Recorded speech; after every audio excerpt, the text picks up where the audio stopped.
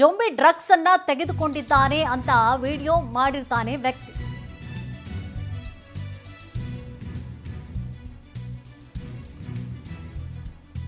ವ್ಯಕ್ತಿಯೋರ್ವ ನಡು ರಸ್ತೆಯಲ್ಲಿ ನಿಂತಿದ್ದಂತಹ ಬಗ್ಗೆ ವಿಡಿಯೋ ಸೆರೆ ಹಿಡಿಯಲಾಗಿರುತ್ತೆ. ವಿಡಿಯೋ ಮಾಡಿ ಭಾರತಕ್ಕೆ ಕಾಲಿಟ್ಟಿದ್ಯಾ ಜೊಂಬಿ ಡ್ರಗ್ಸ್ ಅಂತ ಹೇಳಿ ಪೋಸ್ಟ್ ಅನ್ನ ಹಾಕಿರ್ತಾನೆ.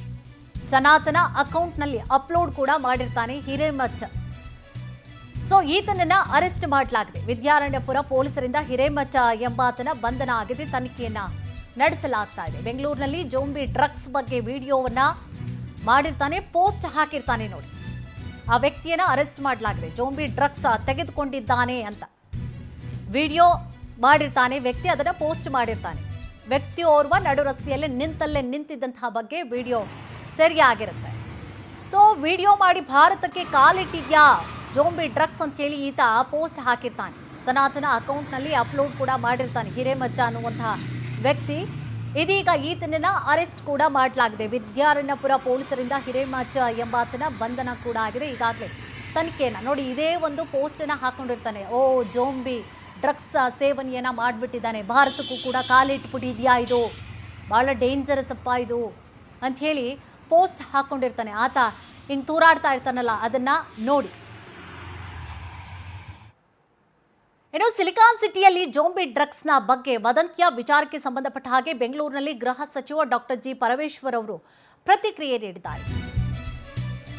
ಸಿಲಿಕಾನ್ ಸಿಟಿಯಲ್ಲಿ ಜೊಂಬಿ ಡ್ರಗ್ಸ್ ಬಗ್ಗೆ ವದಂತಿ ಅಥವಾ ಈತ ಏನು ಪೋಸ್ಟ್ ಮಾಡ್ಕೊಂಡಿದ್ದ ಹಿರೇಮಠ, ಅದಾದಂತಹ ನಂತರವಾಗಿ ಕಾಲಿಟ್ಬಿಟ್ಟಿದ್ಯಾ, ಆಗಿದ್ರೆ ಭಾರತಕ್ಕೆ ಜೊಂಬಿ ಡ್ರಗ್ಸ್ ತಗೊಳ್ತಾ ಇದ್ದಾರಾ, ಅದಕ್ಕೆ ಹಿಂಗೆಲ್ಲ ತೂರಾಡ್ತಾ ಇದ್ದಾರಾ ಅಂತ ಹೇಳಿ ಆ ವದಂತಿ ಏನು ಹಬ್ಬಿತ್ತು, ಇದೇ ವಿಚಾರಕ್ಕೆ ಸಂಬಂಧಪಟ್ಟ ಹಾಗೆ ಗೃಹ ಸಚಿವರು ಪ್ರತಿಕ್ರಿಯೆ ಕೊಟ್ಟಿದ್ದಾರೆ. ನಾನು ಅದರ ಬಗ್ಗೆ ಮಾಹಿತಿಯನ್ನು ತೆಗೆದುಕೊಂಡಿದ್ದೇನೆ. ಆತ ಪಂಜಾಬ್ ಮೂಲದ ವ್ಯಕ್ತಿ ಅನ್ನುವಂತಹ ಮಾಹಿತಿ ಸಿಕ್ಕಿದೆ. ಲಾರಿ ಚಾಲಕನಾಗಿದ್ದಾನೆ, ಹಿಂದೆ ಡ್ರಗ್ಸ್ ತೆಗೆದುಕೊಂಡಿದ್ದ ಎಂದಿದ್ದಾನೆ. ಡ್ರಗ್ಸ್ ತೆಗೆದುಕೊಂಡಿದ್ದಂತಹ ಜೊತೆಗೆ ಆರೋಗ್ಯ ಸಮಸ್ಯೆಗೆ ಮೆಡಿಸಿನ್ ಅನ್ನ ಆತ ತೆಗೆದುಕೊಂಡಿದ್ದ.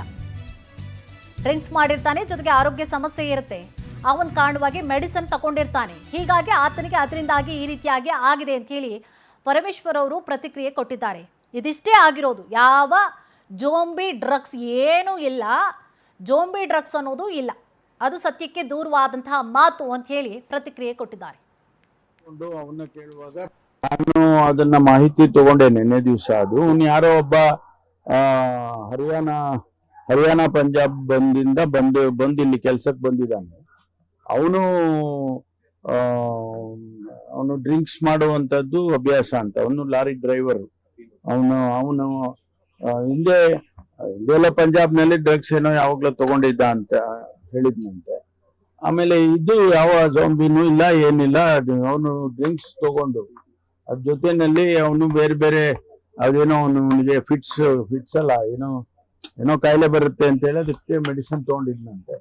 ಅದ್ರ ಜೊತೆಲಿ ಡ್ರಿಂಕ್ಸ್ ತಗೊಂಡಿದ್ದಾನೆ. ಹಾಗಾಗಿ ಸ್ವಲ್ಪ ಅವನಿಗೆ ಇದಾಗಿದೆ, ಏನು ಎಫೆಕ್ಟ್ ಆಗಿದೆ. ಅದು ಬಿಟ್ರೆ ಯಾವ ಆ ತರದ್ದು ಕೇಸಸ್ ಎಲ್ಲೂ ಕೂಡ ಬಂದಿಲ್ಲ ಅಂತ ಹೇಳಿ ಬೆಳಿಗ್ಗೆ ಕಮಿಷನರ್ ಕೂಡ ನಮ್ಗೆ ಮಾಹಿತಿ ಕೊಟ್ಟಿದ್ದಾರೆ.